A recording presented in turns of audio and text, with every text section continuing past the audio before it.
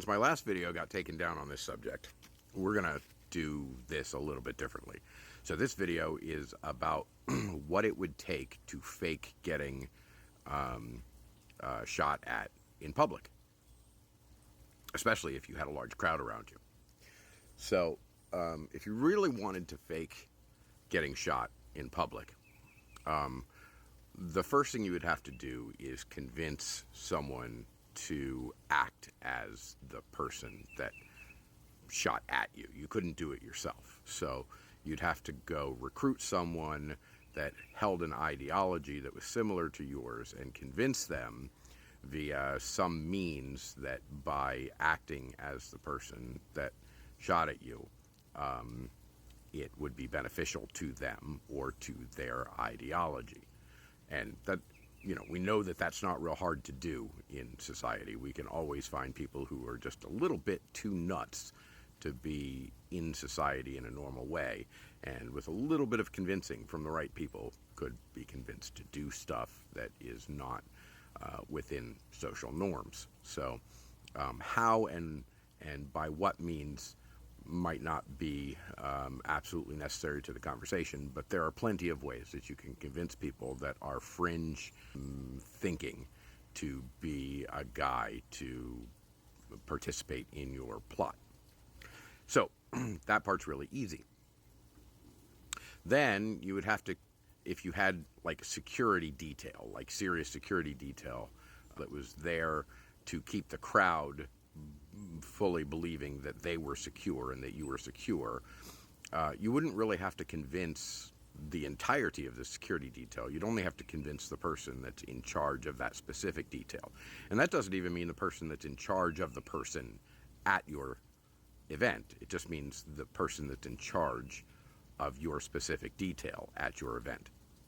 And you would have to convince that person to play a part in your plot in order to make sure that he gave orders that made the places that needed to be free of security. And it wouldn't be all that difficult if that person agreed with you ideologically, or if you offered them enough financial reasons plus their ideological viewpoints. It just really would not be all that difficult in order to convince that leader of that security detail to make it easy for anyone else in your plot to behave properly. So that would not be all that difficult. You'd need a phrase or a cat or some sort of flag to let the person know that it was their time to take that shot. And you would definitely say something like, I don't like teleprompters, so I'm going to go off the teleprompter now. And then you might say something like, if you really want to see something, that would be a great way to tell a person involved in your plot that now was the time to enact the plot. You would also have your the head of your security detail do things to move people into specific places where they are going to catch iconic photographs, because you definitely want to make sure that the whole thing gets put up, where people can see it. You don't need to have the crowd involved in any way, shape, or form. You don't need to have a whole bunch of people involved. In fact, the only people that really have to be involved is the guy that you're going to have supposedly take a shot at you and the head of the security detail. That's it. That's the only people that have to actually be involved in it. With the exception of someone somewhere along the line that would have to contact and communicate with the shooter in order to give them details about how to get where they're supposed to be and what the call phrase is going to be. You'd have to have someone there that would communicate with that person. So then, once the shooter follows your call and starts taking kind of random shots, what you would do is you would just there's this thing in the wrestling world where they put a little piece of a razor blade up underneath their fingernail and they glue it there and glue it on the top of the fingernail. And so when they're in the middle of a wrestling match, they can simply just touch themselves. It's just a swipe, just a touch. Could be an ear, could be forehead, could be eyebrow, could be an ear. And and it just makes a little cut, and that little cut begins to bleed, and it looks really dramatic. And it's especially dramatic if you hit somewhere like an ear where there's a lot of blood nerve endings. And if you'll notice, if you notice, look real close, you'll see that I have a clip out of my ear here, little notch out of my ear, where a barber caught me with a pair of scissors when I was a kid. And that thing poured blood like it looked like I was absolutely going to die. I had blood pouring everywhere. In fact, more blood than I've seen anywhere else where someone's got an ear nicked. It was actually horrifying, and my mom was terrified, and we ended up having to go to the doctor to have a little piece of gauze put on there. And when the doctor put a bandage on that nick, basically what he did is he put a little cotton ball on it, little cotton ball with some antibacterial, and then a piece of tape.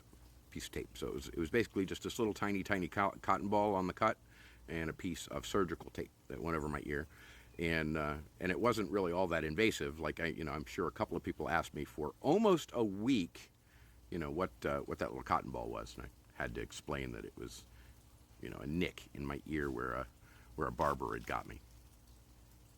So I'm really familiar with ear cuts, and this one was really bad, like really bad, and it was just a pair of scissors and just a little tiny nick, and not a bullet or anything. But anyway, if you were going to do this, you would just use a little, you just, like the WWE, they would just nick themselves, and then as soon as you nick yourself, you fall down and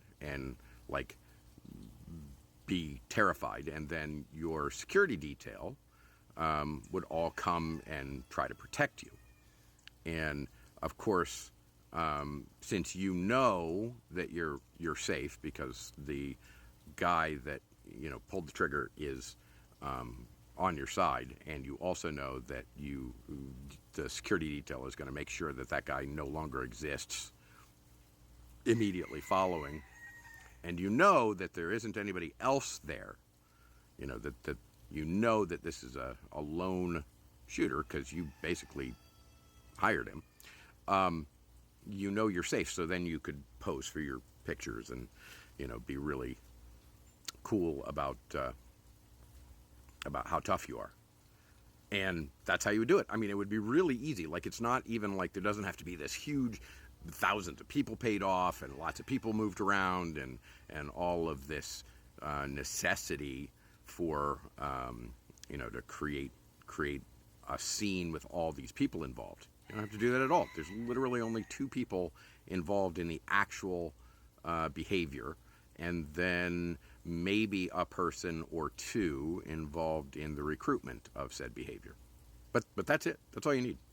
So anyway, for those of you who feel like this isn't how you do it, I would like to hear how you actually do it. I would love to hear other theories on how that might have occurred.